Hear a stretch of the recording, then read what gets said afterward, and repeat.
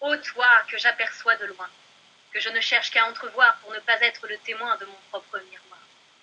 Ô toi que je n'approche plus de peur d'encore me décevoir, en étant jeté au rebut de mon propre regard.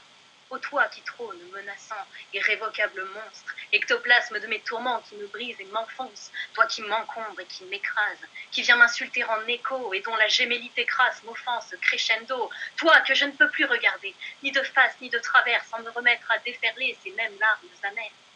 Que puis-je encore te présenter, du haut de ton escabellon, que tu puisses, sans présumer de mon admiration, encore une fois dévoiler en confrontation ma plus intime vérité en surexposition.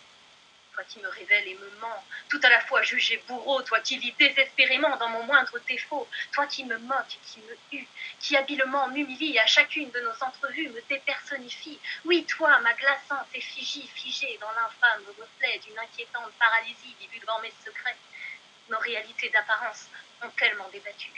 Je connais si bien la sentence sur laquelle tu statues, la moindre parcelle de ma peau, sous ton procès examiné comme disséquée au couteau, honteuse et injuriée, n'a pas de défense attitrée, ni même un sursis d'arbitrage pour pouvoir se légitimer de n'être qu'une image. Tu n'es que moi, nous sommes mêmes.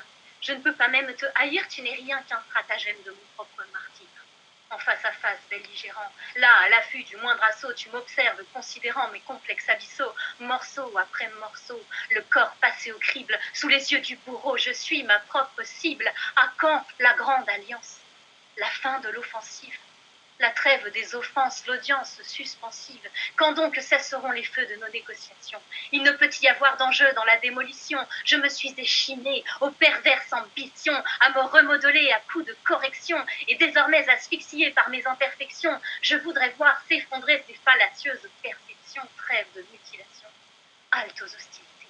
Je demande suspension, je réclame la paix. Ô toi, face jumelle, infâme reflet de mes ombres, décline le duel. Viens taire la faconde de mes odieuses calomnies, annihile les fables et les atroces fourberies qui cernent mon mental et m'anéantissent à mesure.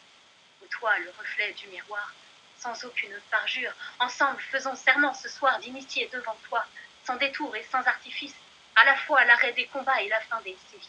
Oh! Or, enfin délivré du joug de son image, se trouve à jamais libéré de ses odieux outrages, et qu'il puisse encore, affranchi de ses fabulations, entamer fier et repenti son émancipation.